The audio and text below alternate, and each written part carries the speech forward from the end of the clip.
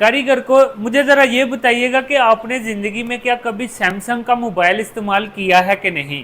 क्योंकि सैमसंग ने अपनी मिड सेगमेंट का एक नया स्मार्टफोन लॉन्च किया है, सैमसंग गैलेक्सी A17, जो ग्लोबली तौर पर लॉन्च हो गया है और अनकरीब आपको पाकिस्तान में भी देखने को मिलेगा। और ये स्मार्टफोन इस दफ़ा मेरा ख्याल है अच्छी चेंजेस के साथ भी आया है। और इसको चेकआउट करते हैं कि ये स्मार्टफोन एक मिड सेगमेंट के लिहाज से एक अच्छी डिवाइस है भी कि नहीं।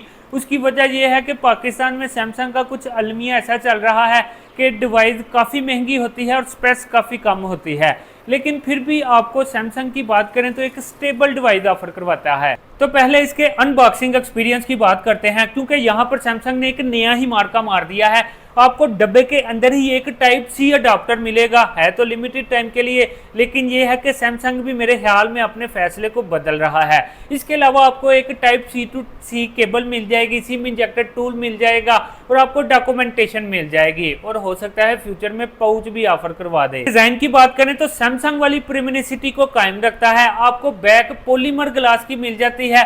कैमरा मॉड्यूल थोड़ा सा वर्टिकल शेप में है, लेकिन काफी हद तक प्रीमियम है। इसके अलावा ये स्मार्टफोन एक अच्छी हैंड फील लाने में भी कामयाब हो जाता है। और वजन की बात करें तो सिर्फ और सिर्फ 193.7 ग्राम के करीब आपको मिल जाता है, जिससे मुराद ये है कि ये एक पोर्टेबल और एक इजी टू कैरी डिवाइस है। इन शॉर्ट ये आपके हाथ में पकड़े एक महंगे फोन वाली वाइब लाने में कामयाब हो जाता है। फ्रेम्स की बात करें तो ऐसा लगेगा कि मेटल के हैं, लेकिन आपको प्लास्टिक के ही ऑफर करवा रहा है, जो अच्छी बात है कि एक यूनिकनेस फील करवा देता है। इसके अलावा इसके पोर्ट्स एंड बटन की बात करें तो डाउन साइड पर आपको एक स्पीकर, USB टाइप सी और एक माइक मिल जाएगा। राइट साइड पर आपको पावर ऑन ऑफ बटन के साथ साइड माउंटेड फिंगरप्रिंट सेंसर और वॉल्यूम रॉकर मिल जाएगा। अप साइड पर आपको एक और माइक मिल जाएगा और लेफ्ट साइड पर आपको एक सिम ट्रे मिल जाएगी। अंदर पेटे की बात करें तो आपने कमेंट करके बताना है कि इस स्मार्टफोन के बारे में आपकी क्या राय है, क्योंकि इसके डिस्प्ले की प्रोटेक्शन की बात करें तो इस स्मार्टफोन में आपको गोरिल्ला ग्लास की प्रोटेक्शन मिल जाएगी। और अगर इसके डिस्प्ले साइज की बात करें तो आपको 6.7 इंच का एक 90 हर्ट्ज के रिफ्रेश रेट के साथ सुपर एमोलेड डिस्प्ले मिल जाएगा, जिसकी खास बात यह है कि काफी ब्राइट है, क्योंकि आपको 1100 निट्स की ब्राइटनेस पीक मिल रही है, जिससे आपको एक अच्छा इंडोर और आउटडोर एक्सपीरियंस मिल जाएगा। इसके अलावा बेजल्स की बात करूं तो काफी एवरेज में है, क्योंकि आपको एक एवरेज बेजल्स और एक एवरेज चिन एक्सपीरियंस ऑफर करवा रहा है। इसके अलावा आपको वाटर ड्रॉप डिस्प्ले मिल जाता है,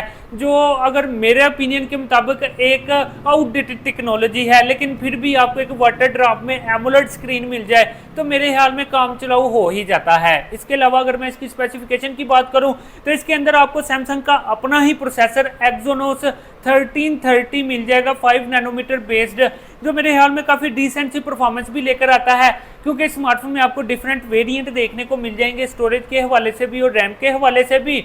और अगर इसकी मैं बैटरी बैकअप की बात करूं तो वो आपको 5000 mAh की ऑफर करवा रहा है 25 वाट के फास्ट चार्जर के साथ। हाँ, इसको फास्ट तो नहीं कहा जाता, लेकिन सैमसंग का है तो आपको एक स्टेबिलिटी ऑफर करवा देता है। परफॉर्मेंस की बात करें तो ये स्मार्टफोन ANTUTU पर तकरीबन 4,75,000 के करीब स्कोर लेकर आता है, जिससे मुराद ये है कि आप 40 FPS पर PUBG वगैरह के चस्के ले सकते हैं, लेकिन हो सकता है कि फ्यूचर अपडेट्स में 60 FPS तक काम चला ही जाए। थर्मल वगैरह वाकई में बहुत अच्छे हैं, CPU की स्टेबिलिटी भी कमाल की है।